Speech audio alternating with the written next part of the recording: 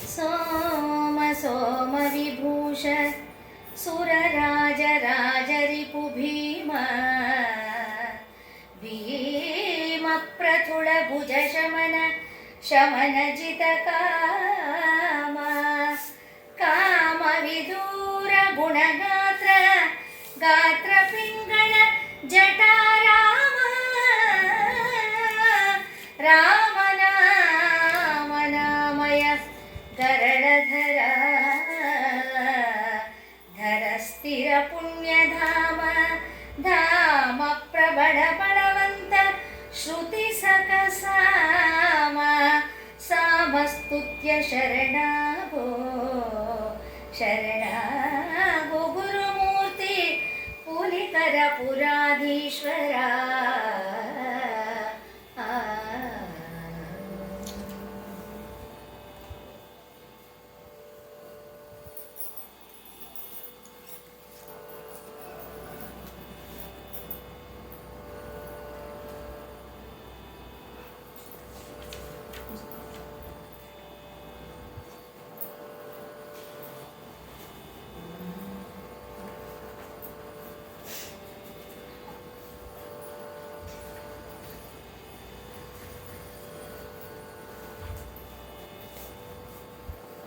ಎದೆಯ ಹಸುರೇ ಎದೆಯ ಸೆರೆ ಹಸುರೇ ತನು ಬಿಳಂಪೇರೆ ತೊಳ್ ಮೊದಲು ಕಪ್ಪೇರೆ ತೋಳ್ ಮೊದಲು ಕಪ್ಪೇರೆ ಕೊಂಕಿದ ಕುರುಳು ಕವಲೆ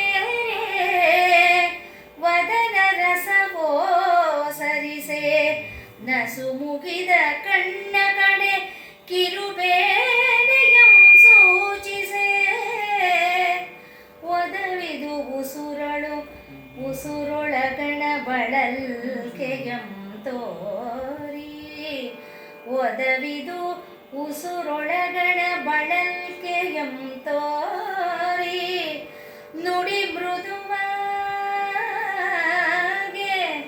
ಮುಡಿ ಜಡಿದು ಬೆನ್ನ ಮೇಲೊರೆಯಲು ಆಸುಧತಿ ಆಲಂಗಿಸಿದ ನವಮಾಸವಾಯಿತು ಆಸುಧತಿ ಆಲಂಗಿಸಿದ ನವಮಾಸವಾಯಿತು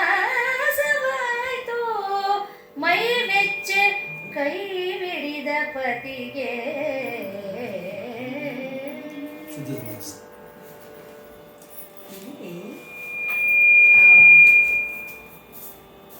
ಬಸುರಿನ ಪರಿವರ್ತಿತವಾದಂಥ ಶರೀರದ ವರ್ಣನೆ ಅತ್ಯಂತ ಲಾಲಿತ್ಯಪೂರ್ಣವಾದಂಥ ಪದಗಳಿಂದ ಮಾಡಿದ್ದಾರೆ. ಆ ತಾಯಿ ಶರೀರ ಅನ್ನೋದು ಯುವತಿಯ ಶರೀರದಿಂದ ತಾಯಿ ಆಗುವಿಕೆಯ ಪರಿವರ್ತನೆ. ಅವಳೆದೆ ಹಾಲಿನ ನರಗಳು ಉಬ್ಬಿ ಹಸಿರಾಗಿದೆಯಂತೆ. ಇಡೀ ಶರೀರ ಉಬ್ಬಿ ಬಿಳ್ಪೇರಿದೆಯಂತೆ. ಹಾಗೆ ಕಂಕಳ ಕೆಳಗೆ ಕಪ್ಪೇರಿದೆ. ಕೂದಲು ಒತ್ತೊತ್ತಾಗಿ ಬೆಳೆದಿದೆ. ಗರ್ಭದ ಶಿಶು ಆರೈಕೆಗೆ ತಕ್ಕ ಹಾಗೆ ಕೂದಲು ಬೆಳೆಯುತ್ತೆ ಅನ್ನೋದು ನಾಣ್ಣುಡಿ ಇದೆ ನಮ್ಮಲ್ಲಿ. ಗರ್ಭಿಣಿಯ ಕೂದಲು ಅತ್ಯಂತ ಹೊರವಾಗಿ ಬೆಳೆಯುತ್ತಂತೆ. ಹಾಗೆ ಆ ಪುಣ್ಯವತಿಯ ಕೂದಲು ಅತ್ಯಂತ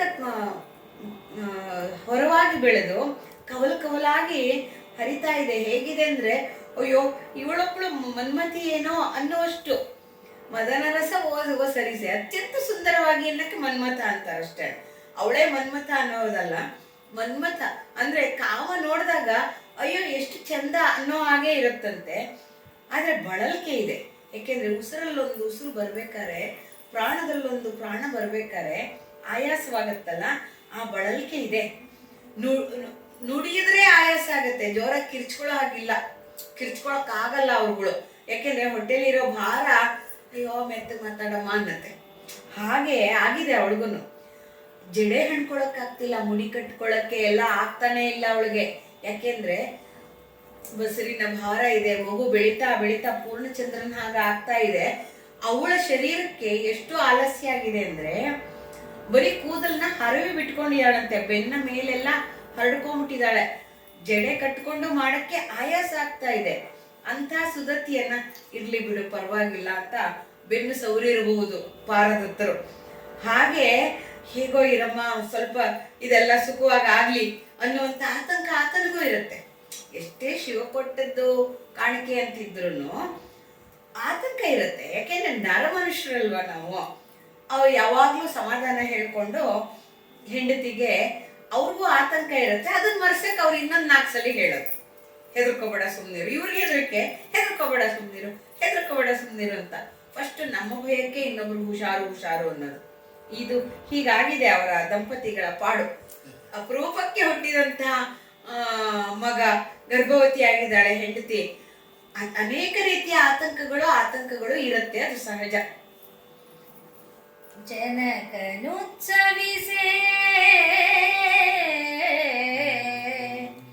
ಜನಕನುತ್ಸವಿಸೆ ಸುಮುಹೂರ್ತವಲು ಹೊಯೇರಿ ಪರಿಜನನಲಿಗೆ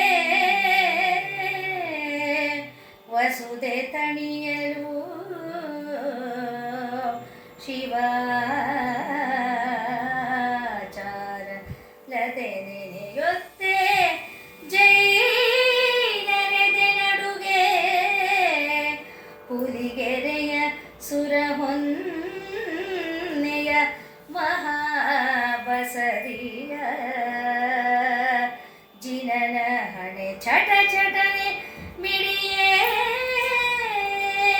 ಸೌರಾಷ್ಟ್ರದ ಅರಸನು ನಂದಿಯಂ ತಳೆ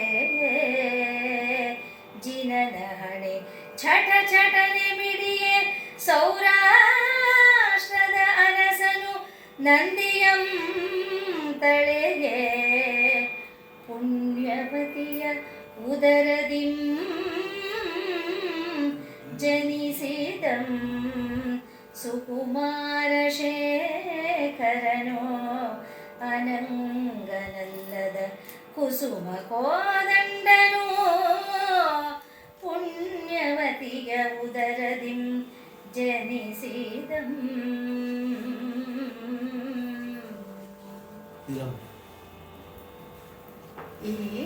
ಈ ಪದ್ಯದಲ್ಲಿ ಮಗು ಹುಟ್ಟಿದಂತಹ ಸಂದರ್ಭವನ್ನ ವರ್ಣಿಸ್ತಾ ಇದ್ದಾರೆ ರಾಘವಾಂಕರು. ಅನಂಗನಲ್ಲದ ಕುಸುಮ ಕೋದಂಡ ಸುಕುಮಾರ ಶೇಖರ. ಅಂಗವನ್ನ ಕಳ್ಕೊಂಡಂತ ಮನ್ಮಥ ಅಲ್ಲ, ಅಂಗನಾಗಿ ಹುಟ್ಟಿದ್ದಾನೆ, ಶರೀರ ಹೊತ್ಕೊಂಡು ಹುಟ್ಟಿದ್ದಾನೆ. ಅನಂಗನಲ್ಲ ಇವನು, ಅಂಗನಿದ್ದಾನೆ. ಮನ್ಮಥನಷ್ಟು ಸುಂದರವಾದಂತ ಸುಕುಮಾರರಿಗೆ ಮೇಲ್ಪಂಕ್ತಿಯಾದವನು, ಶೇಖರನಾಗಿರುವವನು. ಹುಟ್ಟಿದಾಗ ಏನೇನಾಯ್ತು ಅಂದ್ರೆ, ಶಿವನೇ ನಂದಿಯನ್ನೇರಿ ಬಂದಂತ ಭಾಸ ಆ ಪುಣ್ಯವತಿಗೆ. ಜನಕ ತಂದೆ ಆದವನು ಉತ್ಸವಗಳನ್ನ ಏರ್ಪಾಡು ಮಾಡದಂತೆ. ಸೋಮೇಶ್ವರನ್ಗಾಗೋ ದಿನ ಉತ್ಸವಗಳು ಬೇರೆ, ಇದ್ರ ಜೊತೆ ಇನ್ನೊಂದು ಉತ್ಸವ ಸುಮುಹೂರ್ತದಲ್ಲಿ ಒಲವೇರಿ ಅಂದ್ರೆ ಪ್ರೀತಿ ಉಕ್ಕೇರಿ ಪರಿಜನರೆಲ್ಲ ನಲ್ದು ಬಿಟ್ರಂತೆ. ಅಯ್ಯೋ ಮಗು ಹುಟ್ಟಿತು ಅಂತ. ವಸುದೆ ಭೂಮಿ ತಣದು ಹೋಗಿದೆ. ಶಿವಾಚಾರದ ಲತೆ ಹಬ್ಬಕ್ಕೆ ಮೊಳಕೆ ಹೊಡಿತು. ಜೈನರೆದೆ ನಡುಗೆ ಅಂದ್ರೆ ಇಲ್ಲಿ ಒಂದು ಸಮುದಾಯ ಅಂತ ತೆಗೆದುಕೊಳ್ಳೋದು ಬೇಡ, ಶಿವನಿಂದಕರು ಅಂತ ಅನ್ಕೊಂಡ್ರೆ ಸಾಕಾಗತ್ತೆ. ಹುಲಿಗೆರೆಯಲ್ಲಿ ಸುರಹೊನ್ನೆ ಬಾಗ್ಲಿರುವಂತ ಬಸದಿ ಹಾಳಾಗಿತ್ತಲ್ಲ, ಅಲ್ಲಿದ್ದ ದೇವರ ಹಣೆ ಚಟನೆ ಮಿಡಿದು ಹೋಯ್ತಂತೆ. ಅಂದ್ರೆ ಒಬ್ಬ ದೇವರನ್ನ ಬಿಟ್ಟು ಹಾಕಿ ನನ್ನ ಕೂರಿಸಿದಾರೆ ಇಲ್ಲಿ ಅಂತ ಆ ದೈವಕ್ಕೂ ವ್ಯತೆ ಆಗಿರ್ಬೋದು. ಸೌರಾಷ್ಟ್ರದ ಅರಸ ಸ್ವಾಮಿ ಇದಾನಲ್ಲ ಸೋಮನಾಥ, ಅವನು ನಂದೀಶ್ವರನನ್ನೇ ಏರ್ಕೊಂಡು ಬಾ ಆದಿನಾಥ ಹುಟ್ಟಿದಾನೆ ಒಮ್ಮೆ ನೋಡಿ ಬರುವ ಅಂತ ಹೇಳಿ ಬಂದಂತಿದೆ. ಪುಣ್ಯವತಿಯ ಉದರದಿಂದ ಬಂದಂತ ಮಗನನ್ನ ನೋಡಕ್ಕೆ ಇಷ್ಟೆಲ್ಲ ಭೂಮಿಯಲ್ಲಿ ಪರಿವರ್ತನೆ ಆಯಿತು. ಆನಂದವು ಉಕ್ಕೇರಿತು ಆ ಪ್ರದೇಶದಲ್ಲಿ. ಮಂಗಳಂ ಸಂದಣಿಸಿ ಕಣ್ಗೆಸೆಯೇ, ಮಂಗಳಂ ಸಂದಣಿಸಿ ಕಣ್ಗೆಸೆಗೆ ಹುಟ್ಟದ ಬಳಂಗಗಳೋತು ತಾತಂ ಪ್ರೀತಿ ಜಾತಕಂ ಮಂಗಳಂ ಮಾಡಿ ನಾನಾ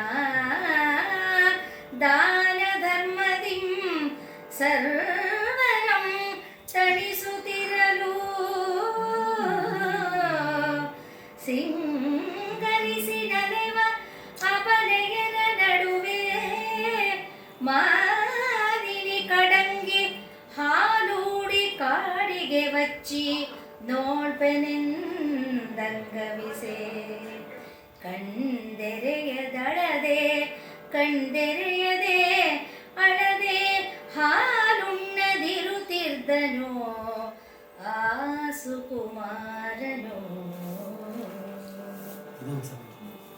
ಇಷ್ಟೆಲ್ಲ ಸಂಭ್ರಮ ನಡೀತಾ ಇದೆ, ಹೊರಗೆ ಮಂಗಳಮಯವಾದಂಥ ವಾತಾವರಣವಿದೆ, ಕಣ್ಣಿಗೆ ತಣಿದು ಹೋಗ್ತಾ ಇದೆ. ಹುಟ್ಟಿದ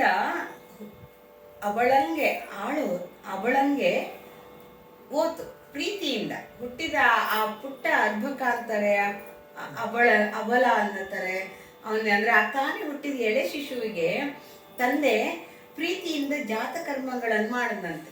ತಕ್ಷಣವೇ ಶಿವನ ಹೆಸರು ಏನೋ ಹೇಳುವಂಥ ಒಂದು ಮೊದಲಿಗೆ ಜಾತಕರ್ಮಗಳು ಇರುತ್ತೆ. ನಾನಾ ದಾನ ಧರ್ಮಗಳನ್ನ ಹೊರಗಡೆ ಮಾಡ್ತಾ ಇದ್ದಾನೆ. ಸರ್ವರಮ್ಮ ಬಂದವ್ರನ್ನೆಲ್ಲ ತಣಿಸ್ತಾ ಇದ್ದಾನೆ, ಯಾರು ಬರಿಗೈಯಲ್ಲಿ ಕಳಿಸ್ತಾ ಇಲ್ಲ. ಸಿಂಗರಿಸಿ ಎಲ್ಲ ಅಲಂಕಾರ ಮಾಡಿಕೊಂಡು ನಲಿವ ಪರಿಜನರೊಟ್ಟಿಗೆ ತಾಯಿ ಕೂತಿದ್ದಾಳೆ ಪುಣ್ಯವತಿ. ಮಗುವಿಗೆ ಸ್ನಾನ ಮಾಡಿಸಿ ಬಂದ್ರೆ ಅದಕ್ಕೆ ಕಾಡಿಗೆ ಹಚ್ಚಿಬಿಟ್ಟು ಕಣ್ಣಿಗೆ ಅಂಜನವನ್ನಿಟ್ಟು, ಕಾಡಿಗೆ ಅನ್ನಲ್ಲ ಅಂಜನ ಅಂತಾರೆ, ದೃಷ್ಟಿ ಬೀಳದೆ ಇರಲಿ ಅಂತ ಇಡುವಿಕೆ. ಅದು ಈ ಕಾಲದಲ್ಲಿ ಕಣ್ಣು ಇನ್ಫೆಕ್ಷನ್ ಆಗುತ್ತೆ ಅಂತ ಇಡಕ್ ಬಿಡಲ್ಲ ಡಾಕ್ಟರ್ಗಳು. ಆ ಕಾಲದಲ್ಲಿ ಇತ್ತು. ಅವರು ಕಾಡಿಗೆ ಹಚ್ಚಿ ಹಾಲು ಕುಡಿಸ್ತೀನಿ, ಹಾಲು ಕುಡಿಸಿ ನೋಡ್ತೀನಿ ಅಂತ ಹೇಳಿ ಮಗುನ ಎತ್ಕೊಂಡ್ರೆ ಅದು ಕಣ್ಣು ತೆಗೆದಿಲ್ಲ, ಹಾಲು ಕುಡಿತಾ ಇಲ್ಲ. ಅವಳಿಗೆ ಹೆದರಿಕೆ ಆಗತ್ತೆ. ಇಲ್ಲಿ ನಾವು ಬಸವಣ್ಣ ಹುಟ್ಟಿದ ಪ್ರಸಂಗವನ್ನ ನೆನ್ಕೊಳ್ಬೇಕು. ಬಸವಣ್ಣನೂ ಅಷ್ಟೇ, ಹುಟ್ಟಿದ ಮಗು ಕಣ್ಣೇ ತೆಗಿತಿರ್ಲಿಲ್ವಂತೆ. ಗುರುಗಳು ಬಂದು ಓಂಕಾರ ಹೇಳಿದ್ಮೇಲೆ ಬಸವ ಅಂದ್ಮೇಲೆ ಕಣ್ಣು ಬಿಡ್ತಂತೆ. ಅಂದ್ರೆ ಶಿವಭಕ್ತರಿಗೆ ಓಂಕಾರವಾಗ್ಲಿ ಶಿವನ ಚಿಹ್ನೆ ಆಗ್ಲಿ ಕಾಣದೇ ಇದ್ರೆ ಕಣ್ಣು ಬಿಡಲ್ಲ ಅನ್ನೋದು ಒಂದು ಪ್ರತೀತಿ ಇದೆ. ಅಂದ್ರೆ ಅದು ಶಿವಭಕ್ತಿಯ ಆಧಿಕ್ಯವನ್ನ ತೋರಿಸುತ್ತೆ. ಇಲ್ಲಿ ಮಗು ಹೀಗೆ ಕೂತ್ಬಿಟ್ಟಿದೆ, ಸ್ನಾನ ಮಾಡಿಸ್ಕೊಂಡು ಬಂದಿದ್ದಾರೆ, ಕಣ್ಣು ಬಿಡ್ತಾ ಇಲ್ಲ, ಹಾಲು ಕುಡಿತಾ ಇಲ್ಲ, ಬಾಯನ್ನ ಮುಚ್ಚಿಕೊಂಡು ಇದ್ಬಿಟ್ಟಿದೆ. ಇಲ್ಲಿ ಏನಾಗತ್ತೆ, ಮುಂದಿನ ದೃಶ್ಯ ಕಾವ್ಯಕ್ಕೆ ಕರ್ಕೊಂಡು ಹೋಗ್ತಾರೆ ರಾಘವಂಕರು. ತಿಳಿದ ಹೊಸು ಬೆಳದಿಂಗಳೊಳು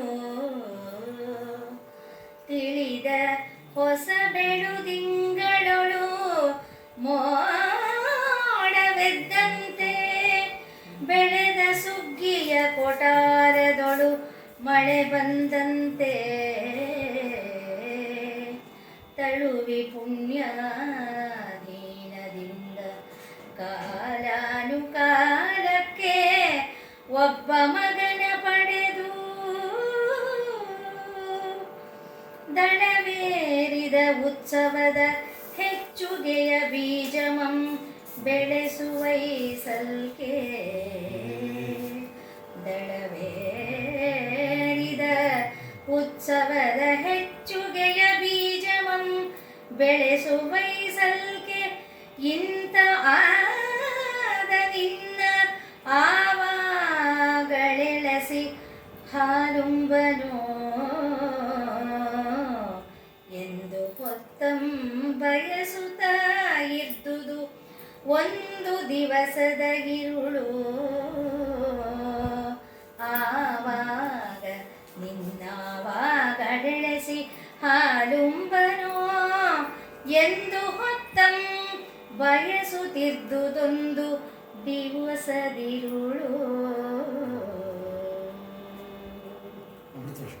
ಆ ತಾಯಿಯ ಅಳಲು ಹೇಳತೀರದಾಗ್ಬಿಟ್ಟಿದೆ. ಎಲ್ಲರೂ ಸಂತೋಷ ಪಡ್ತಿದ್ದಾರೆ. ಅದಕ್ಕೆ ಮೋಡ ಮಧ್ಯದಲ್ಲಿ ಎದ್ದ ಹಾಗೆ ಕಾರ್ಮೋಡ ಕವಿದಂತೆ ಅವಳು ಮಂಕಾಗಿದ್ದಾಳೆ. ಯಾಕೆಂದ್ರೆ ಇದೇನಾಗೋಯ್ತು, ನನ್ನ ಮಗು ಹೇಳ್ತಾನೆ ಇಲ್ಲ, ಹಾಲೇ ಕುಡಿತಿಲ್ಲ, ಇದಕ್ಕೇನಾರು ಆಗ್ಬಿಟ್ರೆ ಏನ್ ಮಾಡೋದು? ತಾಯಿಯ ಹೃದಯದ ಅಳುಕು ಬಹಳ ಚೆನ್ನಾಗಿದೆ.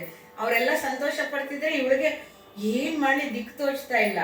ಹೇಗಿದೆ ಅಂದ್ರೆ ಬೆಳದಿಂಗಳ ಮಧ್ಯೆ ಒಂದು ದೊಡ್ಡ ಮೋಡ ಬಂದು ಮುಚ್ಚಿಬಿಟ್ರೆ ಎಷ್ಟು ಬೇಜಾರಾಗುತ್ತೋ ಹಾಗಾಗಿದೆ.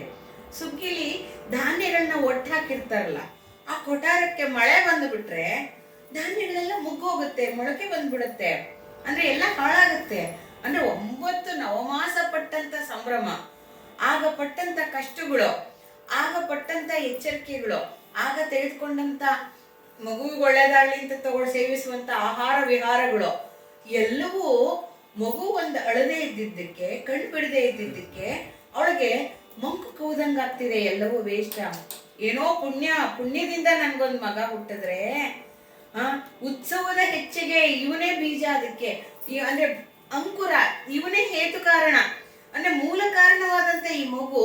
ಉತ್ಸವ ಎಲ್ಲ ಆಡ್ತಾ ಇದ್ದಾರೆ, ಮಗು ಮಾತ್ರ ಹೀಗೆ ಮಲ್ಕೊಂಡ್ಬಿಟ್ಟಿದ್ಯಲ್ಲ, ಇವನ್ನ ಹೇಗ್ ಬೆಳೆಸ್ಲಿ? ನಿನ್ನ ಹೀಗಾಗ್ಬಿಟ್ಟಿದ್ಯಲ್ಲ, ನಿನ್ನ ಯಾವಾಗ ಎಬ್ಬಿಸ್ಲಿ? ಹೇಳ್ಸೋದು ಹೇಗೆ? ಯಾವಾಗ ನೀ ಹಾಲು ಉಣ್ತೀಯೋ ಮಗನೆ? ಯಾವಾಗಪ್ಪ ಹಾಲು ಬಿರಿತಾ ಇರೋಂಥ ನನ್ನ ಎದೆಯ ಭಾರವನ್ನು ಇಳಿಸೋದು ಹೇಗೆ ಅಂತ ಹೇಳ್ತಿದ್ರೆ ಕ್ಷಣವೂ ಅವಳಿಗೆ ಹೊತ್ತಿರುಳು ಅನ್ನೋ ಹಂಗ ಆಗ್ಬಿಟ್ಟಿದೆ. ಅಂದ್ರೆ ಒಂದೊಂದು ಕ್ಷಣವೂ ಅಮೂಲ್ಯವಾದದ್ದು. ತಿರುಗಿ ನೋಡ್ತಾಳೆ, ಮಾಡ್ತಾಳೆ, ತಿರುಗಿ ನೋಡ್ತಾಳೆ, ಹೇಳ್ತಾಳೆ. ಖಂಡಿತವಾಗಿ ಅತ್ಯಂತ ತಳಮಳದ ಸನ್ನಿವೇಶ ಆಗ್ಬಿಡುತ್ತೆ ಅಲ್ಲಿ. ಇದಕ್ಕ ಬರೀ ಅರ್ಥ. ಅವಳು ಮಗುವಿನ ಶರೀರವನ್ನ ತನ್ನ ಮಡ್ಲಲ್ಲಿ ಇಟ್ಕೊಳ್ತಾಳೆ, ದೃಷ್ಟಿ ತೆಗಿತಾಳಂತೆ. ಹುಡುಕಿ ಮೈನೆಲ್ಲ ಸವರಿ ತೂಪಿರುದು ಅಂದ್ರೆ ದೃಷ್ಟಿ ತೆಗೆದು ಆ ಮಗುವಿನ ಮುಖದಲ್ಲಿ ಮುಖ ಇಡ್ತಾಳಂತೆ.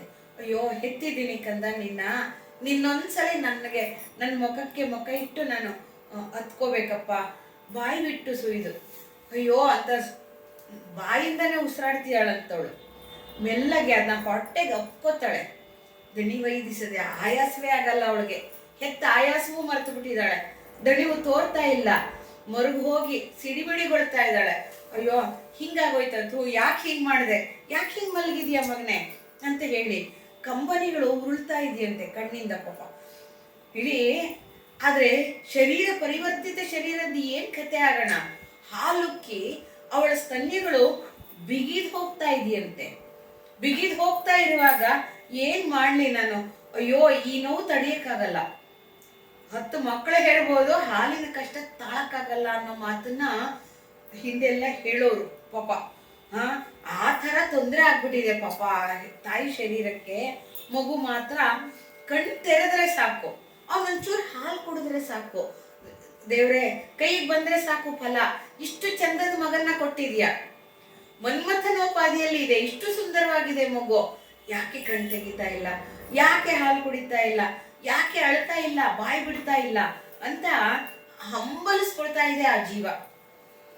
ಎಲೆ ಮಗನೇ ಮಗನೇ, ನೀ ಗಳಗಳನೆ ಬೆಳೆದು ಭುಜ ಬಲವಂತನಾಗಿ ಹರದರ ಶಿರೋಮಣಿಯಾಗಿ ಕರಿಯಾಗಿ ಗುಡಿಯಾಗಿ ಸಿರಿಗೆ ಸಿಂಗರವಾಗಿ ಶಿವಭಕ್ತಿ ಸುಲಭನಾಗಿ ಕುಲತಿಲಕನಾಗಿ ತಂದೆಯ ಕೀರ್ತಿ ವಧುಗೆ ಬೆಂಬಲವಾಗಿ ಬಾಳ್ವೆ ಎಂದು ಆನು ನಲಿವುತ್ತಿರಲು. ಕುಲತಿಲಕನಾಗಿ ತಂದೆಯ ಕೀರ್ತಿ ವಧುಗೆ ಬೆಂಬಲವಾಗಿ ಬಾಳ್ವೆ ಎಂದು ನಲಿವುತ್ತಿರಲು. ಇಂತು ಹಾಲುಣ್ಣದಿದ್ದೊಡೆ ಎಂತು ಎಂದಳುತ್ತೆ ಸಂತೈಸಿಕೊಂಡು ಇಂತೆಂದಳು. ಇಲ್ಲಿ ತಾಯಿ ದುಃಖಿಸ್ತಾ ಇದ್ದಾಳೆ. ದುಃಖಿಸಿ ಹೇಗೆ ಅಂದ್ರೆ, ನೀನು ಬೇಗ ಬೆಳೆದು ಕಂದ, ಭುಜಬಲವಂತನಾಗಿ ಈ ವ್ಯಾಪಾರಸ್ಥರ ಹರದರ ಶಿರೋಮಣಿ, ವ್ಯಾಪಾರಸ್ಥರ ಮಕುಟಮಣಿ ಆಗ್ಬೇಕಾಗಿತ್ತು, ನೀನು ಕಲಿ ಆಗ್ಬೇಕಾಗಿತ್ತು. ಅಂದ್ರೆ ಇಷ್ಟು ಸಂಪತ್ತನ್ನ ಕಾಪಾಡ್ಬೇಕಾದ್ರೆ ಶೌರ್ಯವೂ ಇರಬೇಕು. ಆಳುಗಳನ್ನ ನೇಮಿಸುವಾಗರೆ ಒಂದು ಶೌರ್ಯವಾದಂತ ಗುಣ ಅಗತ್ಯವಿದೆ. ಗುಣಿಯಾಗಿ ಸತ್ಪುರುಷರಿಗೆ ಸುಗುಣವಂತನಾಗಿ ಈ ನಮ್ಮೆಲ್ಲ ಸಂಪತ್ತಿಗೆ ನೀನೇ ಶೃಂಗಾರವಾಗಿರ್ಬೇಕಾಗಿತ್ತು. ಶಿವಭಕ್ತಿಯನ್ನ ನೀನು ಸುಲಭನಾಗಿ ಮಾಡ್ಬೇಕಾಗಿತ್ತು. ಇಂಥ ಸೋಮನಾಥನ ಸನ್ನಿಧಿಯಲ್ಲಿ ಕುಲತಿಲಕನಾಗ್ಬೇಕಿತ್ತು. ನಿನ್ನ ತಂದೆಗೆ ಕೀರ್ತಿ ವಧುವಾಗ್ಬೇಕಾಗಿತ್ತಲ್ಲಪ್ಪ. ನೀನು ಬೆಂಬಲವಾಗಿ ಬಾಳ್ವೆ, ಅವ್ರಿಗೆ ಬೆಂಬಲ ಕೊಡಕ್ಕೆ ನಿನ್ನನ್ನು ನಾನು ಬೇಕು ಅಂದಿದ್ದು. ನೀನ್ ಹೀಗೆ ನಾನು ನಲಿತಾ ಇದ್ರೆ ಆ ನಲಿವಿಗೆಲ್ಲ ಒಂಥರ ಮೋಡ ಮುಸಿರಿದಂತೆ ನೀನು ಹೀಗೆ ಮಲ್ಕೊಂಬಿಟ್ಟಿಯಲ್ಲ ತಂದೆ, ಹೀಗೆ ಹಾಲು ಕುಡಿಯದೇ ಇದ್ರೆ ಹೇಗಾಗತ್ತೆ, ನೀ ಬೆಳೆಯೋದು ಹೇಗೆ, ದೊಡ್ಡವನಾಗದೆ ಹೇಗೆ ಅನ್ಕೊಂಡು ಅವಳಿಗೊಂಥರ ಮೈ ಮರೆತ ಬಂದು ಸಂತೈಸ್ಕೊತಾಳೆ. ಇರ್ಲಿ ತಡಿ, ದೇವ್ರಿದಾನೆ ಅನ್ನೋ ಥರ. ನಿತ್ಯ ಪರಾಕ್ರಮ ಟೋಪ ನಿರೀಕ್ಷಣ ಸಮತ್ಸುಖ ಅಂತ ಒಂದು ಮಾತು ಬರುತ್ತೆ ಲಲಿತಾ ಸಹಸ್ರನಾಮದಲ್ಲಿ. ಅಂದ್ರೆ ಭಕ್ತರು ನಿತ್ಯವೂ ಪರಾಕ್ರಮದಲ್ಲಿ ಇರ್ಬೇಕು ಅಂತ ಎಕ್ಸ್ಪೆಕ್ಟ್ ಮಾಡ್ತಾನಂತೆ ಭಗವಂತ. ತಾಯಿ ಮಹಾಮಾಯೆ ಕಷ್ಟಗಳು ಬರುತ್ತೆ, ಆದ್ರೆ ಪರಾಕ್ರಮವಾಗಿ ಎದುರಿಸ್ಬೇಕು. ಬಂದ್ರೆ ಬಂತು ಕಷ್ಟ, ಮನುಷ್ಯಂಗಲ್ದ ಮರಕ್ ಬರತ್ಯ, ಆ ತರ ಪರಾಕ್ರಮ ಬಂತವಳಿಗೆ. ಬಂದು ಮುಂದೆ ಏನ್ ಮಾಡ್ತಾಳ ತಾಯಿ ನೋಡಿ, ಅಸಹಾಯಕತೆಯಿಂದ ಸ್ವಲ್ಪ ಎಚ್ಚರ ಆಗತ್ತ ಅವಳಿಗೆ. ಅಸಹಾಯಕಳಾಗ್ಬಾರ್ದು, ನಾನು ಭಕ್ತಳು, ನನ್ಗೇನಾಗತ್ ನೋಡೋಣ ಅಂತ ಮುಂದೆ ಏನ್ ಮಾಡ್ತಾಳೆ ನೋಡಿ. ಈ ಮಗಂ ಕಣ್ತೆರೆದು ಹಾರುಂಡಡೆ, ಈ ಊರ ಸೋಮನಾಥಂಗೆ ಮೈ ಇಕ್ಕುವೆಂ, ಸೇತುವಿನ ರಾಮೇಶ್ವರನ ಕಾಂಬೆ, ಪರ್ವತದ ಮಲ್ಲಿನಾಥಂಗೆ ಉಪಹಾರವಿಡುವೆ, ಹೇಮಕೂಟದ ವಿರೂಪಾಕ್ಷಂಗೆ ತಪವಿಪ್ಪೆ, ನೇಮದಿಂ ಕಾಶೀಪತಿಗೆ ತೊಡಿಗೆ ದೊಡಿಸುವೆ, ಹೇಮಕೂಟದ ವಿರೂಪಾಕ್ಷಂಗೆ ತಪವಿಪ್ಪೆ, ನೇಮದಿಂ ಕಾಶೀಪತಿಗೆ ತೊಡಿಗೆ ದೊಡಿಸುವೆ, ಮಹಾಮಹೇಶ್ವರರಿಗೆ ಅರ್ಚನೆ ಗೈವೆನು, ಎಂದಿರುಳು ಹರಸಿಕೊಡುತ್ತಿದ್ದಳಂದು.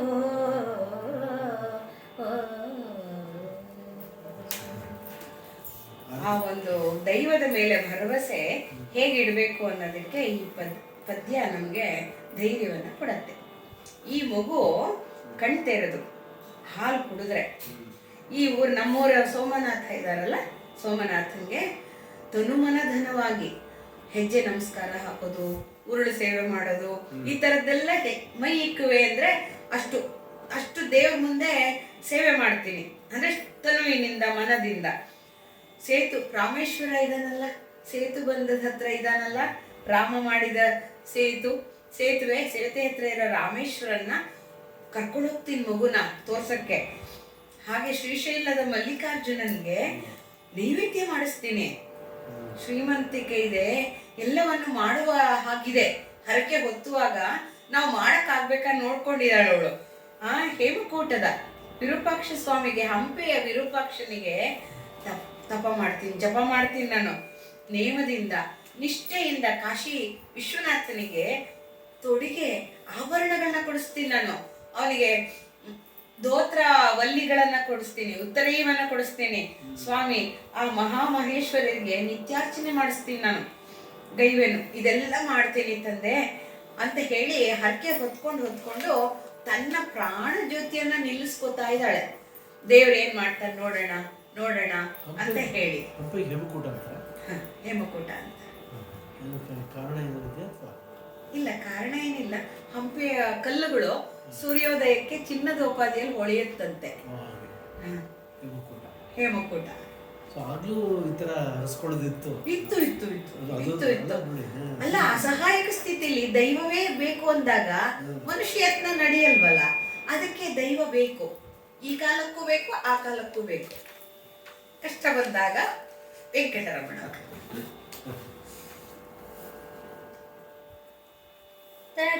ತರುಣನನು ಕೈ ಹಿಂದೆ ಹಾಸಿನೊಳು ಒಯ್ಯನಿರಿಸಿ, ಕೆಲಬನಕ್ಕೆ ಒತ್ತನಿಕ್ಕಿ ಸೆರಗಂ ಹೊದಿಸಿ, ಹರಸಿ ಬಸಿತವನಿಟ್ಟು ತೂಪಿರಿದು, ಕಾನೊಯ್ಯನೆ ಕಟ್ಟಿ ಮಗ್ಗುದಿಕ್ಕಿ ತೊರೆದ ಹಾರಂ ಬಾಯೊಳೊಯ್ಯನಾದಿಸಿ, ತನ್ನ ಸಿರಿಮಂಚಮಂ ಸುತ್ತಿ ಮುತ್ತಿ ಕುಳ್ಳಿತ್ತು, ಸತಿಯರ ಕೂಡೆ ಮಾತನಾಡುತ್ತಿರಲು ತೆಳು ನಿದ್ರೆ ಕವಿದುದೇ ಏ ಬಣ್ಣಿಸುವೆನು.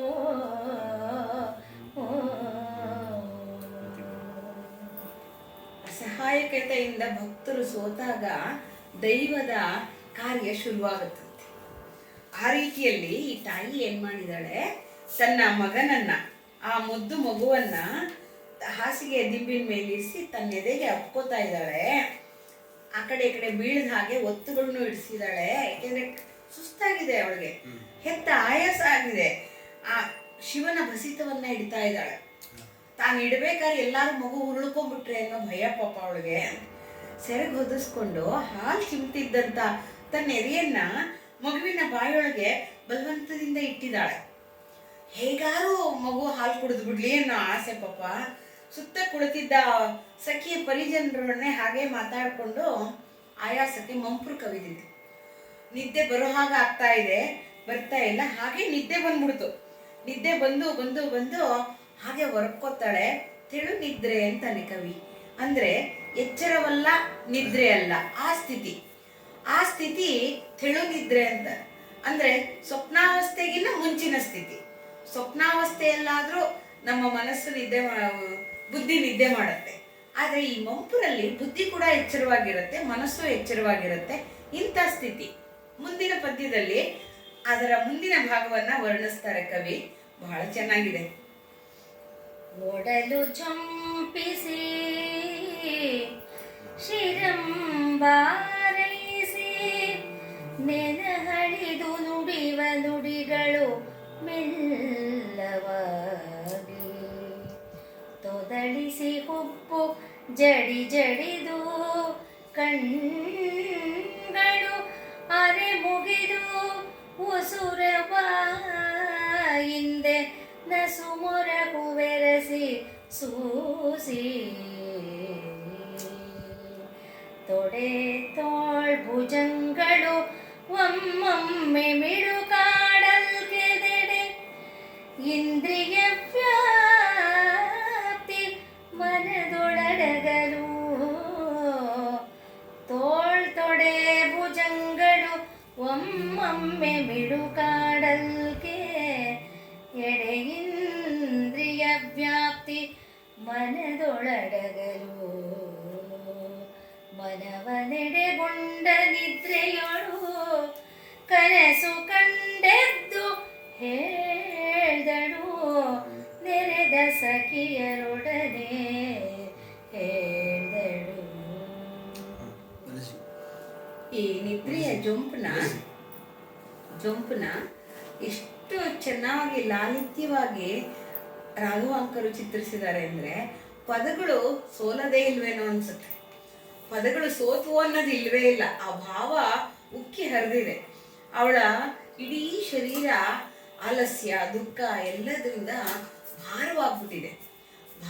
ತಲೆ ಭಾರ ಆಗಿದೆ. ಆ ಹೊರೆ ಕೂದಲು ಬೆವರಿರುತ್ತೆ. ಮಗುವನ್ನ ಹೇರುವ ಸಮಯದಲ್ಲಿ ಮೈಯೆಲ್ಲ ಬೆವರು ಹೋಗಿರುತ್ತೆ. ಆ ತಲೆ ಭಾರ ಆಗಿದೆ ದುಃಖಪಟ್ಟು. ನೆನೆ ಹೇಳಿದು ಆ ನೆನಪೆಲ್ಲ ಹೊರಟೋಗಿ ಹಂಗೆ ಆಯಾಸದಿಂದ ನಿದ್ದೆ ಮಂಪ್ರು ಕವಿತಾ ಇದೆ. ಆದ್ರೂ ಮಾತಾಡ್ತಾ ಇದ್ದಾಳವಳು.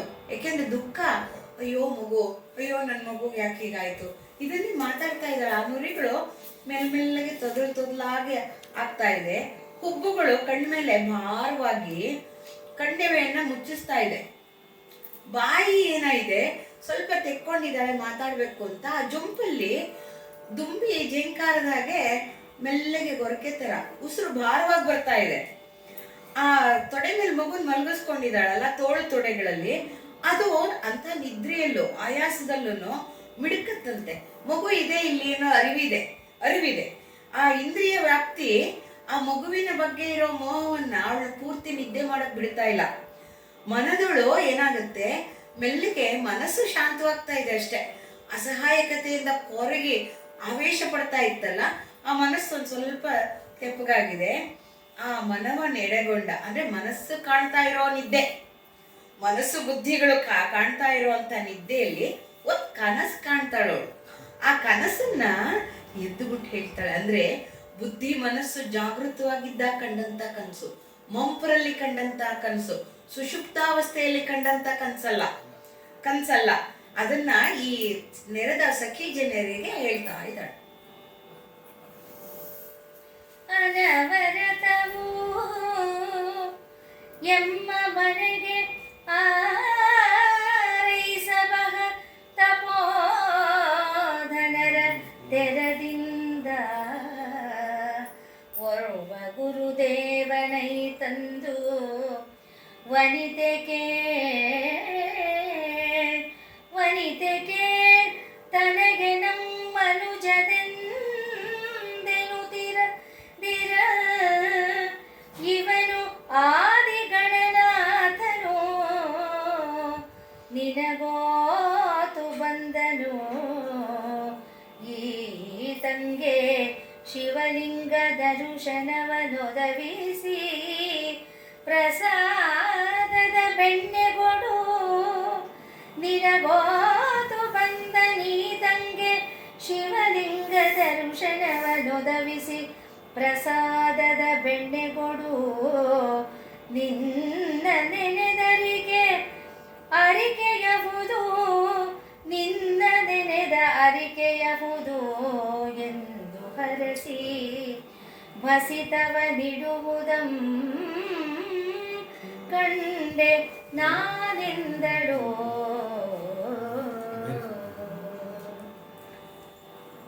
ಹೇಳ್ತಾ ಇದ್ದಾಳೆ ಆ ಪರಿಜನರಿಗೆ, ನೋಡು ಸದಾ ನಮ್ಮ ಮನೆಗೆ ಬರ್ತಾರಲ್ಲ ತಪಸ್ವಿಗಳೆಲ್ಲ ಬರ್ತಾ ಇರ್ತಾರಲ್ಲ, ಅವ್ರ ಮನೆಗೆ ಬಂದು ಬರ್ತಾ ಇರ್ತಾರಲ್ಲ, ಆ ಥರ ಒಬ್ಬ ಗುರುಮೂರ್ತಿ ಗುರುದೇವ ಬಂದಿದ್ದಾನೆ ನನ್ನ ಕನಸಲ್ಲಿ ಬಂದು, ವನಿತೆ ಕೇಳಮ್ಮ, ಈ ತನೆಯ ಇದಾನಲ್ಲ ನಿನ್ನ ತನೆಯ ಮಗ ಮನುಷ್ಯ ಅಂತ ಅನ್ಕೋಬೇಡ, ಯಾಕೆಂದ್ರೆ ಅವನು ದೈವ, ಅವನು ಆದಿಗಣನಾಥ, ನಿನಗೆ ಒಲಿದು ಬಂದಿದ್ದಾನೆ.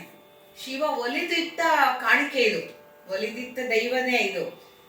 ಬಂದಿದ್ದಾನೆ ಇವನು. ಈತಂಗೆ ಸುಮ್ಮನೆ ನೀನು ಅಳ್ತಾ ಕೂತ್ರೆ ಆಗಲ್ಲ, ಶಿವಲಿಂಗದ ದರ್ಶನ ತೋರಿಸು, ಶಿವಲಿಂಗವನ್ನ ತೋರಿಸು, ಅದ್ರ ತಲೆ ಮೇಲಿಟ್ಟಂತ ಪ್ರಸಾದದ ಬೆಣ್ಣೆ ಅದನ್ನ ಕೊಡು.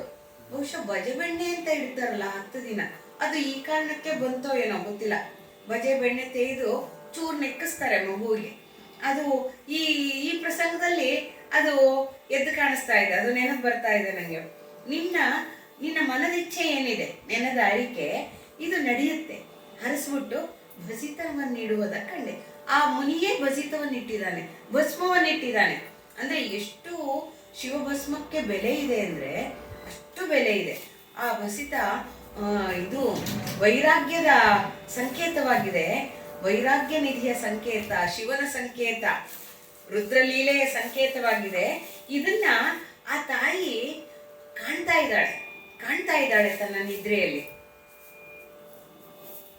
ಭಜೆ ಅಂತ ಒಂದು ಸಿಗುತ್ತೆ ಕಡ್ಡಿ, ಬಹಳ ಒಳ್ಳೆಯದು, ಬಾಯಿಗೆ ಹೊಡ್ಸುತ್ತೆ. ಗುರುಗಳೆಂಬುದು ದೇವರ ವರವು, ಗುರುಗಳೆಂಬುದು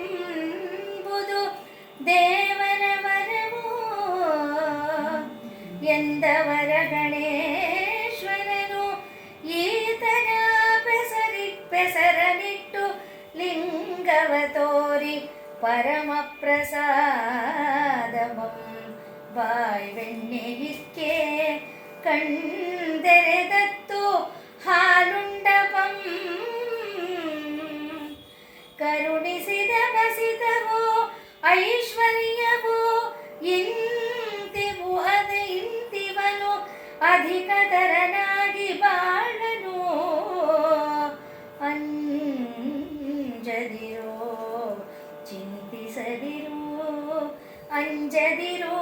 ಚಿಂತಿಸದಿರು ಕರುಣಿಸಿದ ಬಸಿದ ವೈಶ್ವರ್ಯವಿಂತು ಅವನಧಿಕತರನಾಗಿ ಬಾಳ್ವನು ಎಂದು ಒರೆದು ಕನಸನಿದಿರ್ಕೊಂಡು ಬಣ್ಣಿಸಿ ಪೇಳ್ದ ರಂಗನೆಯರು ಆವನಿತೆಗೆ. ಹೀಗೆ ಸುತ್ತ ಇದ್ದಂಥ ಪರಿಜನ ಮಹಿಳೆಯರು, ಒಳ್ಳೆದಾಯ್ತು, ಒಬ್ಬೊಬ್ಬರ ನಂತರ ವರ್ಣಿಸ್ತಾ ಇದ್ದಾರೆ ಅವಳ ಕನಸನ್ನ. ಗುರುಗಳು ಅಂದ್ರೆ ದೇವರು ಅಂತ. ವರಗಣೇಶ್ವರನೇ ಹಿತ ಅಂದ್ಮೇಲೆ ನಿಂಗೇನು ಯೋಚನೆ? ಹೆಸರಿಟ್ಟು ಅವನ ಹೆಸರೇ ಇಟ್ಟುಬಿಡು, ಲಿಂಗವನ್ನು ತೋರಿಸು, ಪರಮ ಪ್ರಸಾದ ಅಂತ ಹೇಳಿ ಆ ಶಿವನ ತಲೆ ಮೇಲಿಟ್ಟ ಬೆಣ್ಣೆ ಕರಗಲ್ಲ. ಶಿವ ಶಿಲೆಯಾಗಿರ್ತಾನಲ್ಲ, ಅದ್ರ ಮೇಲಿಟ್ಟ ಬೆಣ್ಣೆ ಕರಗಲ್ಲ. ನೀನು ಮಾಡಿದ್ರೆ ಅದನ್ನೆಲ್ಲ ಅವ್ರು ಹೇಳ್ದಂಗೆ ಮಾಡಿದ್ರೆ ಕಣ್ ತೆರೆದತ್ತು ಹಾಲು ಉಣ್ತಾನೆ, ನಿನ್ನ ಮೊಲೆ ಉಣ್ತಾನವನು. ಕರುಣಿಸಿದ ಭಸಿತ, ಅವ್ರು ಕೊಟ್ಟಂತ ಭಸಿತ, ದೈವ ಕೊಟ್ಟಂತ ಭಸ್ಮವನ್ನ, ವಿಭೂತಿಯನ್ನ, ಐಶ್ವರ್ಯ ಅದು. ಅದಕ್ಕಿನ್ನ ಅಧಿಕವಾದ ಐಶ್ವರ್ಯ ಇಲ್ಲ. ಐಶ್ವರ್ಯಕ್ಕಿನ್ನ ಅಧಿಕ ನಿನ್ನ ಮಗ, ಅಧಿಕನಾಗಿ ಬಾಳ್ತಾನಮ್ಮ, ಐಶ್ವರ್ಯಕ್ಕಿನ್ನ ಮೇಲ್ಮಟ್ಟವಾಗಿ ಬಾಳ್ತಾನೆ. ಹಂಚ್ಕೋಬೇಡ ತಾಯಿ, ಚಿಂತಿಸಲೇಬೇಡ. ಒಬ್ಬೊಬ್ಬರನ್ನೊಂದ್ಸಲಿ ಎಂದು ಒರೆದೊರೆದು ಒಬ್ಬೊಬ್ಬರನ್ನೊಂದ್ಸಲಿ ಹೇಳ್ತಾ ಇದ್ದಾರೆ ಅವಳಿಗೆ, ಹೆದರ್ಕೋಬೇಡ, ಚಿಂತಿಸ್ಬೇಡ. ಯಾಕೆಂದ್ರೆ ಮಾರ್ದನಿಗೊಳ್ಳುತ್ತೆ. ಹೆಣ್ಮಕ್ಳು ಒಂದ್ಸಲಿ ಹೇಳಿ ನಿಲ್ಸಲ್ಲ, ಅವ್ರಿಗೆ ಸಮಾಧಾನ ಆಗೋವರೆಗೂ ಹೇಳ್ತಾನೆ ಇರ್ತಾರೆ. ಅರ್ಥವಾಯ್ತು ಸ್ವಾಮಿ ಅಂದ್ರೂ ಬಿಡಿಗಿಡಲ್ಲ. ಅದು ಇಲ್ಲೂ ಕಾಣ್ತಾ ಇದೆ. ಅವಳಿಗೆ ಧೈರ್ಯ ಹೇಳುವಾಗ ಇನ್ನಷ್ಟು ಎಲ್ರಿಗೂ ಅಧೈರ್ಯ ಆಗಿದೆಯಲ್ಲ, ಅವ್ರವ್ರ ಅಧೈರ್ಯಕ್ಕೆ ಸರಿಯಾಗಿ ಒರೆದೊರೆದು ಹೇಳಿ ಬಣ್ಣಿಸಿ, ಎಂಥ ಒಳ್ಳೆ ಕನ್ಸಮ್ಮ ನಿಂದು, ಎಲ್ಲ ಬಣ್ಣಿಸ್ಕೋತಾ ಇದ್ದಾರೆ ಅವರು. ಇಂಥ ಕನ್ಸ್ಕಂಡಿಯಲ್ಲ, ಇದು ತುಂಬಾ ಶುಭವಾಗಿದೆ ಸೂಚನೆ ಅಂತ ಹೇಳಿ ಆ ಪರಿಜನರೆಲ್ಲ, ಅಂಗನೆಯರೆಲ್ಲ, ಆ ಸಖಿ ಜನರೆಲ್ಲ ವನಿತೆಗೆ ಧೈರ್ಯವನ್ನ ತುಂಬುವ ಕೆಲಸ ಮಾಡ್ತಿದ್ದಾರೆ. ಮುಂದುವರಿದು ಉತ್ಸವದ ಮೊಳೆನಗೆಯ ಘನ ಸುಖಾನಂದ ಜಡವ ಸರ್ವ ಕಂಗಳ ಮಧುರ ವಚನವು ಎಸೆ ಇಂದು ಮುಖಿ ಗಂಟನಂ ಕರೆದು ಇರುಳು ಕನಸದ ನಿಂತು ಕಂಡನೆನಲು ಇಂದು ಮುಖಿ ಗಂಡನಂ ಕರೆದು ಇರುಳ ಕನಸು ನಾನು ಇಂತಿಂತು ಕಂಡೆನೆನಲು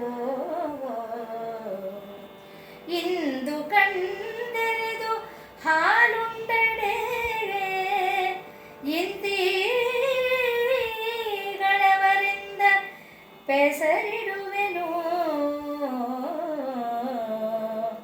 ಇಂದು ಕಂಡೆರೆದು ಹಾಲುಂಡಡೆ ಇಂತಿಗಳವರಿಂದ ಪೆಸರಿಡುವೆನೆಂದು ಒಂದು ಶಿವಲಿಂಗಮಂ ತಂದನು ಎರಡವೆ ಎಂಬ ಜವಳಿ ಗದವಿನ ಬೀಯಗದ ಕೈಯ ತರ್ಪಂತಿರೇ.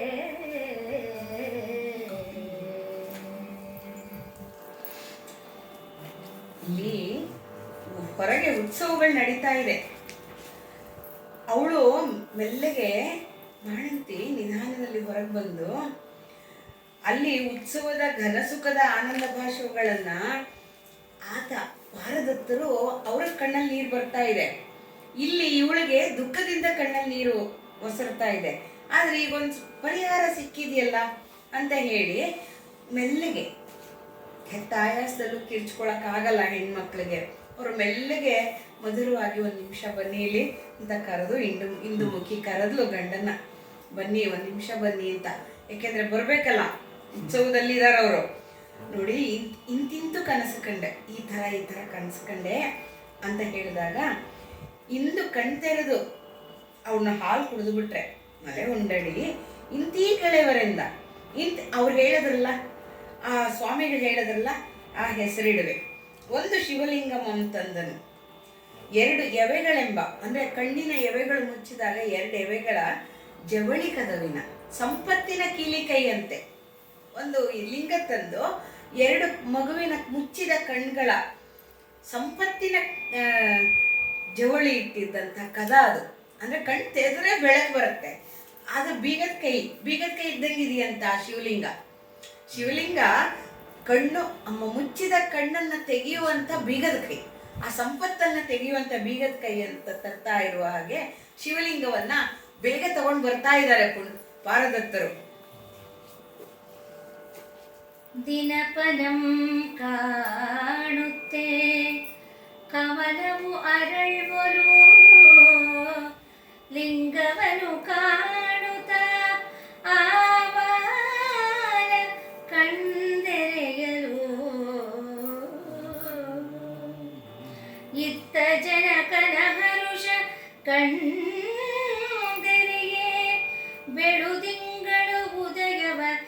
ಚಕೋರಿ ಆರೋಗಿಪಂತೆ ಜನಕನ ಹರುಷ ಕಂದರೆಯೇ ವಿನುತ ಪ್ರಸಾದ ನವನೀತಮಂ ಸವಿದು ಮಾನಿನಿ ತಣಿಯೇ ಫಡರಸವ ಗಿಳಿಯಿಟ್ಟು ಬಂದದಿಂ ತನುಜ ಹಾಲುಂಡನು ಆ ಬಂಧುವರ್ಗಂ ಹೆಚ್ಚಿತು ಏನ ತೂಗಾಡುತ್ತಿರಲು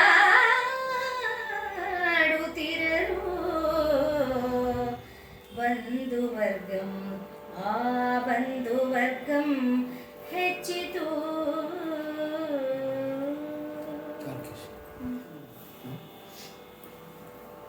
ಸೂರ್ಯನನ್ನ ಕಂಡೊಡನೆ ಕಮಲವ ಅರಳುವಂತೆ ಲಿಂಗವನ್ನು ತಂದ್ರಲ್ಲ ತಂದೆ ಲಿಂಗವನ್ನ ಕಾಣಿದ ತಕ್ಷಣ ಕಣ್ಣತ್ರ ಇಟ್ಟ ತಕ್ಷಣ ಮಗು ಕಣ್ ತೆರೆಯುತ್ತಂತೆ.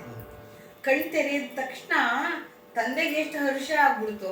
ಓಹೋ ಮಗು ಕಣ್ಬಿಡ್ತು. ಬೆಳದಿಂಗಳು ಉದಯವ ಚಕೋರಿ ಆರೋಗಿಪು ಅಂತೆ.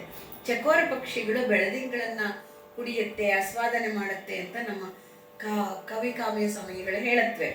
ಅದನ್ನ ಮಾಡುವಂಗೆ ವಿನುತ ಪ್ರಸಾದದ ನವನೀತವಂ ಆ ಲಿಂಗದ ಮೇಲಿಟ್ಟ ಬೆಣ್ಣೆಯನ್ನ ತಿಂದುಬಿಡ್ತು ಮಗು. ಓಹೋಹೋ ಆಗ ಮಾನಿನಿ ತಣಿಯೇ ತಾಯಿಗೆ ತೃಪ್ತಿ ಆಗುವಷ್ಟು ಹಾಲನ್ನ ಕುಡಿಯುತ್ತೆ ಮಗು. ಹೇಗೆ ಅಂದ್ರೆ ಗಿಳಿ ಹಣ್ಣಿನ ರಸವನ್ನ ಬಂದು ತಿನ್ನತ್ತಲ್ಲ ತನ್ನ ಕೊಕ್ಕಲ್ಲಿ ತಿನ್ನುವಂತೆ. ಅಂದ್ರೆ ಎಷ್ಟು ಚಂದದ ಹೋಲಿಕೆ ನೋಡಿ. ಆ ಸವಿಯಾದ ಅಮೃತವನ್ನ ಕುಡಿಲಾರದೆ ಕೂತಿತ್ತು ಇಷ್ಟವರೆಗೂ. ಆದ್ರೆ ಶಿವನ ನೈವೇದ್ಯವನ್ನ ಸವಿದ ತಕ್ಷಣ ಅದಕ್ಕೆ ಹೊಟ್ಟೆ ಹಸಿವಾಯ್ತು, ಮರ್ತ್ಯಲೋಕದ ಹಸಿವು ಶುರುವಾಯಿತು. ಗಿಳಿ ಹಣ್ಣಿನ ರಸವನ್ನ ಕುಡಿದಂತೆ ಆ ಮಗು ಹಾಲು ಕುಡಿತು. ಬಂಧು ವರ್ಗಗಳಿಗೆಲ್ಲ ಹೆಚ್ಚುಬಿಟ್ಟು ನೋಡಕ್ಕೆ ಎಲ್ಲರೂ ತೂಗಾಡ್ಕೊಂಡು ಬರ್ತಾ ಇದಾರಂತೆ.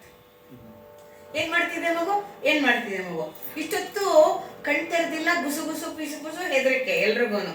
ಈಗ ಅಪ್ಪ ಹಾಲು ಕುಡಿತಿದ್ಯಾ? ತಾಯಿ ತಂದೆ ಪ್ರತಿಯೊಬ್ರು ಮಗು ಒಂದ್ ನಿಮಿಷ ಮಲಗಿದ್ದಾಗ ಇನ್ನೂ ಎದ್ದಿಲ್ವೇ, ಯಾಕೆ ಎದ್ದಿಲ್ಲ ಅಂತ ಬರ್ತಾರೆ ತಾತ ಅಜ್ಜಿ. ಹಾಗೆ ಬಂಧು ವರ್ಗಗಳೆಲ್ಲ ತೂಗಾಡ್ಕೊಂಡು ಒಬ್ರ ಮೇಲೆ ಒಬ್ರು ಬಿದ್ಕೊಂಡು ಬರ್ತಾ ಇದಾರಂತೆ. ಯಾಕೆಂದ್ರೆ ಅಷ್ಟಂತಹ ಸಿರಿವಂತ ಮನೆಯಲ್ಲಿ ಹುಟ್ಟಿದಂತ ಪುಣ್ಯವಂತ ಮಗು ಇದು.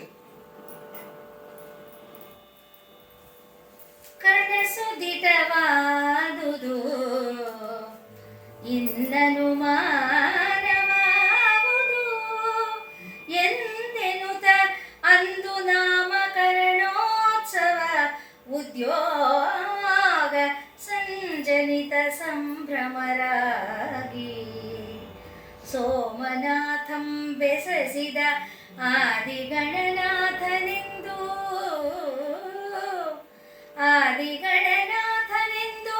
ತನಯಂಗೆ ಹೆಸರಿಟ್ಟು ಸರ್ವ ಜನರಂ ತನ್ನ ಮನವಾರೆ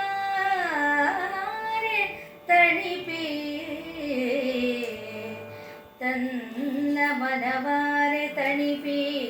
ಗಣನಾಥನೆಂದು ತನಯಂಗೆ ಹೆಸರಿಟ್ಟು ನಲಿದಿರಲಿರಲು 12 ದಿನದಂದು ಮಣಿದೊಟ್ಟಿಲಿಕ್ಕಿದರು ವನಿತೆಯರು ಬಾಲಕ ದಿವಾಕರಂಗೆ ಮಣಿದೊಟ್ಟಿಲಿಕ್ಕಿದರು.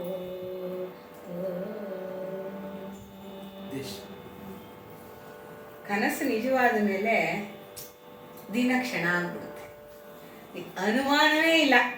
ಮಗು ಚಕ ಚಕ ಹಾಲು ಕುಡಿತು, 12 ದಿನನೇ ಬಂದ್ಬಿಡ್ತು. ಮಗು 12 ದಿನಕ್ಕಾಗಲೇ ದೊಡ್ಡ ಥರ ಅನ್ನಿಸ್ತಾ ಇದೆ, ಅಷ್ಟು ಚೆನ್ನಾಗಿ ಬೆಳೆದಿದೆ.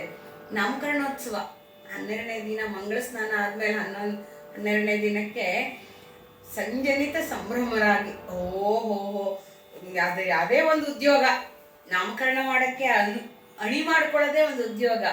ಸೋಮನಾಥಂ ಬೆಸೆಸಿದಂತೆ ಆ ಬೈರಾಗಿ ಜಂಗಮ ಕನಸಿನಲ್ಲಿ ಏನು ಹೇಳ್ದ ಹಾಗೆ ಮಗುವಿಗೆ ಆದಿಗಣನಾಥನೆಂದು ಹೆಸರಿಟ್ಟು ಸರ್ವ ಜನರನ್ನ ತನ್ನ ಮನಸೋ ಇಚ್ಛೆ ಅವ್ರಿಗೆ ಬಹುಮಾನಗಳನ್ನ ಕೊಟ್ಟು ನಲೆದಾಡಿದಾನೆ ಆ ಜನನಿ. ವನಿತೆಯರು ಮಣಿಮಾಣಿಕ್ಯದ ತೊಟ್ಟಿಲನ್ನ ತಂದಿದಾರಂತೆ ಅವನನ್ನ ಮಲಗಿಸಲೋಸ್ಕರ. ರಾಜ ಮಹಾರಾಜರುಗಳು ಇದೆಲ್ಲ ಬಹು ಸಹಜ ಶ್ರೀಮಂತರಲ್ಲಿ. ಆ ತೊಟ್ಟಿಲೇ ವೈಭವೋಪೇತವಾಗಿರುತ್ತೆ, ತೊಟ್ಟಿಲನ್ನೇ ನೋಡೋ ಹಾಗಿರುತ್ತೆ. ಅದ್ರಲ್ಲಿರೋ ಮಗು ಅದಕ್ಕಿನ್ನ ವೈಭವದ್ದು, ಅದಕ್ಕಿನ್ನ ಬೆಲೆಯುಳ್ಳದ್ದು, ರತ್ನ ಮಾಣಿಕ್ಯಗಳಿಂದ ಬೆಲೆಯುಳ್ಳದಂತದಾಗಿರುತ್ತೆ. ಅದನ್ನ ಅರ್ಥ ಮಾಡ್ಕೊಂಡವರು ಅವರು ಆ ದಂಪತಿಗಳು.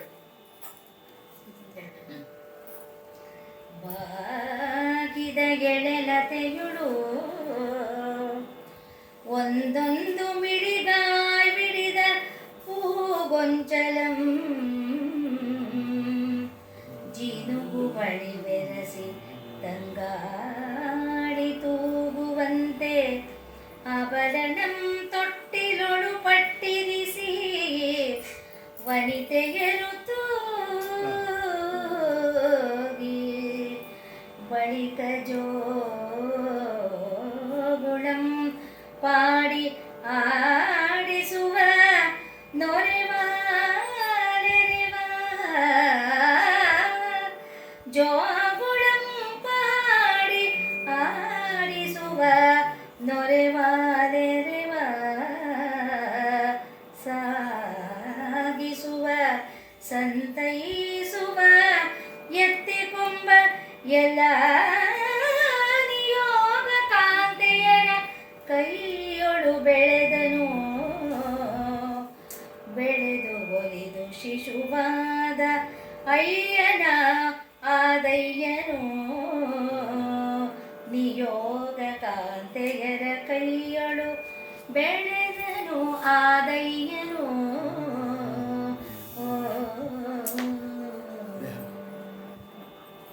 ಆ ತೊಟ್ಟಿಲಿಗೆ ಶಿವ ಒಂದು ಮಾತು ಕೊಟ್ಟಿದ್ದ, ಇಲ್ಲಿರುವಂತ ಕಂಪು ನನಗೆ ಎಲ್ಲಿ ಸಿಕ್ಕತ್ತ ಅಲ್ಲಿ ಅಂದಾಗ ನಾನು ಎಲ್ಲವನ್ನು ಮಾಡಿಸ್ತೀನಿ ಅಂತ ಹೇಳಿದ್ನಲ್ಲ ಶಿವ.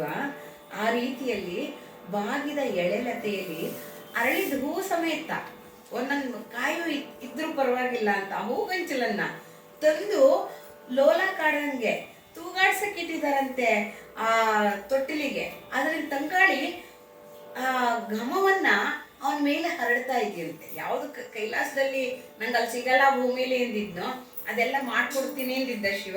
ಅದನ್ನ ನೆರವೇರಿಸ್ತಾ ಇದ್ದಾನೆ ಸ್ವಾಮಿ. ತಂಗಾಳಿ ತೂಗುವಂತೆ, ತಂಗಾಳಿ ಬಂದಾಗೆಲ್ಲ ಆ ಸುವಾಸಿತ ಧೀರ ಸಮೀರ ಮಂದಾನಿಲ ಅವನ ಮೇಲೆ ತೂಗ್ತಿತ್ತಂತೆ, ಅಗ್ರಾಣಿಸ್ತಿತ್ತಂತೆ ಮಗು. ಆ ತೊಟ್ಟಿಲೊಳು ಪಟ್ಟಿರಿಸಿ ಅಂದ್ರೆ ತೊಟ್ಟಿಲ ಪಟ್ಟಿಯ ಮೇಲೆ ಅದೆಲ್ಲ ತೂಗಾಡಿಸ್ತಾ ಇದ್ರಂತೆ ಆ ವನಿತೆಯರು. ತೂಗಿದ ಮೇಲೆ ಹಾಡು ಹೇಳಿ ರಂಭೆ ಊರ್ವಶಿಯರಂತೆ ಗಾನವನ್ನ ಪಾಡಿ ಆಡಿಸಾದ್ಮೇಲೆ ಸ್ವಲ್ಪ 10 ತಿಂಗಳು 11 ತಿಂಗಳು 1 ವರ್ಷ 1.5 ವರ್ಷ ಆದ್ಮೇಲೆ ನೊರೆ ಹಾಲನ್ನ ಕೊಡ್ತಿದ್ರಂತೆ. ನೊರೆ ಹಾಲನ್ನ ಯಾಕೆಂದ್ರೆ ಶ್ರೀಮಂತರ ಮನೆಯಲ್ಲಿ ಇದೆಲ್ಲಕ್ಕೂ ಆಳುಗಳಿರ್ತಾರಲ್ಲ, ಆ ಪರಿಚಾರಿಕೆಯರು ಅವರು ಅತ್ಯಂತ ಪ್ರೀತಿಯಾಗಿ, ಯಾಕೆಂದ್ರೆ ಮಗು ಯಜಮಾನದು ಅಂತ ಗೊತ್ತಿರುತ್ತೆ. ಇದನ್ನೇ ಶ್ರೀರಾಮಕೃಷ್ಣರು ಹೇಳ್ತಾರೆ, ಆಡ್ಸೋ ದಾಸಿಗೆ ಗೊತ್ತಿರ್ಬೇಕು ಮಗು ನಂದಲ್ಲ ಯಜಮಾನರದು ಅಂತ. ಅಷ್ಟು ಕಟ್ನಿಟ್ಟಾಗಿ ನೀವು ನಿಮ್ಮ ಮಕ್ಕಳನ್ನ ದೇವ್ರ ಮಕ್ಕಳು ಅಂತ ಸಾಕಬೇಕು ಅಂತ ಹೇಳ್ತಾರೆ. ಅಂದ್ರೆ ನಂದಲ್ಲ ಮಕ್ಕಳು, ಭಗವಂತ ಕೊಟ್ಟಿದ್ದಕ್ಕೆ ಇವು ನನ್ನ ಮಕ್ಕಳಾಗಿವೆ ಅನ್ನೋಂಥ ನಿರ್ಭಾವಕತೆ ಇರಬೇಕು. ಆದ್ರೆ ನನ್ನ ಚಿನ್ನ ನನ್ನ ರನ್ನ ಅನ್ನೋ ವಾತ್ಸಲ್ಯಮಯವಾಗೇ ಇರಬೇಕು. ಮಕ್ಕಳಿಗೆ ಇವ್ರು ಬೇರೆ ಅನ್ನೋದು ಗೊತ್ತಾಗಬಾರ್ದು. ಆದ್ರೆ ನಾವು ಬೇರೆ, ವ್ಯಕ್ತಿತ್ವವೇ ಬೇರೆ ಬೇರೆ ಇರುತ್ತೆ, ಇಂಡಿವಿಜುವಾಲಿಟಿ ಏನಾದಿರುತ್ತೆ ಅದು ನೆನಪಾಗತ್ತೆ ನನಗೆ. ಆ ದಾಸಿಯರೆಲ್ಲ ಸಂತೈಸಿ ಎತ್ತಿಕೊಂಡು ಬೇಗ ಬೇಗನೆ ಬೆಳೆದ್ಬಿಡ್ತು ಮಗು. 4 ಜನ ಆಡಿಸ್ತಾ ಇದ್ದಾಗ ಮಕ್ಕಳು ಬೆಳೆಯೋದು ಬಹಳ ಸುಲಭ. ಒಬ್ಬರೇ ಎತ್ಕೊಂಡು ಹಠ ಮಾಡ್ದಾಗ ಹೊಡೆದು ಬಡ್ದು ಮಾಡಕ್ಕಿನ್ನ 2-3 ಜನ ಎತ್ಕೊಂಡ್ಬಿಟ್ರೆ ವಠಾರದಲ್ಲಿ ಮಕ್ಕಳು ಬೆಳೆಯೋದು ಬಹಳ ಸುಲಭ. ಆ ಮನೆ ಈ ಮನೆ, ಇಲ್ಲಿ ತಿಂದಿದ್ರ ಅಲ್ಲಿ, ಅಲ್ಲಿ ತಿಂದಿದ್ರ ಇಲ್ಲಿ, ಈ ಮನೆ ರೊಟ್ಟಿ ಹಾಕಿದ್ರೆ ಆ ಮನೆ ಮುದ್ದೆ, ಆ ಮನೆ ಮುದ್ದೆ ಹಾಕಿದ್ರೆ ಇನ್ನೊಂದು ಮನೆ ಕಡದು ಮಜ್ಜಿಗೆ, ಈ ತರ ಬೆಳೆದು ಬಿಡುತ್ತವೆ ಮಕ್ಕಳು. ಬಡತನ ಇದ್ರೂ ಎಲ್ರಿಗೂ ಪ್ರೀತಿ ಇರುತ್ತೆ. ಚಿಕ್ಕ ಚಿಕ್ಕ ಮಕ್ಕಳ ಮೇಲೆ ಎತ್ಕೊಂಡ್ಬಿಡುತ್ತವೆ ದೊಡ್ಡ ಮಕ್ಕಳು. ಎತ್ಕೊಂಡು ಕರ್ಕೊಂಡು ಹೋಗೋದು, ಬಾಕಿ ಸ್ನೇಹಿತರ ಮನೆಗೆಲ್ಲ ಕರ್ಕೊಂಡು ಹೋಗೋದು. ಹಾಗೆ ಈ ಶಿಶು ಆದಯ್ಯನ್ನ ಎಲ್ಲಾರು ಪ್ರೀತಿ ಮಾಡಿ ಮುದ್ದು ಮಾಡಿ ಬೆಳೆಸ್ಬಿಟ್ರು. ಸತತವು ಈ ಕೃತಿಯನ್ನು ಓದುವ ಕೇಳುವಗೆ ಸನ್ನುತ ಸುಖಂ ಸಂಪದಂ ಹರುಷ ವರುಷಂ ನಿರೋಗತೆ ನಿತ್ಯ ವಿಭವವ ಅಖಿಲಾನೂನ ಫಡಭರಿತವಃ ಮಹೋತ್ಸವಂ ಸಂತಸಂ ಕ್ಷಿತಿಯ ಜನಮಂ ಸುತ್ತಿ ಮುತ್ತಿ ಮೂವಳಿಸಿ ಸಂತತಮು ಅಗಲದಿಪ್ಪಂತೆ ಕರುಣಿಸುಗೆ ಗಿರಿಜಾಧಿಪತಿ ಸಹಜ ಸುಲಭ ಮೂರ್ತಿ ವಿಳಾಸ ಪುಲಿಕರ ಪುರಾಧೀಶ ಸೋಮೇಶನು ಕ್ಷಿತಿಯ ಜನಮಂ ಸುತ್ತಿ ಮುತ್ತಿ ಮೂವಳಿಸಿ ಸಂತತವು ಅಗಲದಿಪ್ಪಂತೆ ಕರುಣಿಸುಗೆ ಗಿರಿಜಾಧಿಪತಿ ಸುಲಭ ಮೂರ್ತಿ ಸಹಜ ಸುಲಭ ಮೂರ್ತಿ ವಿಳಾಸ ಪುಲಿಕರ ಪುರಾಧೀಶ ಸೋಮೇಶನು ಪುಲಿಕರ ಪುರಾಧೀಶ ಸೋಮೇಶನು ಶ್ರೀ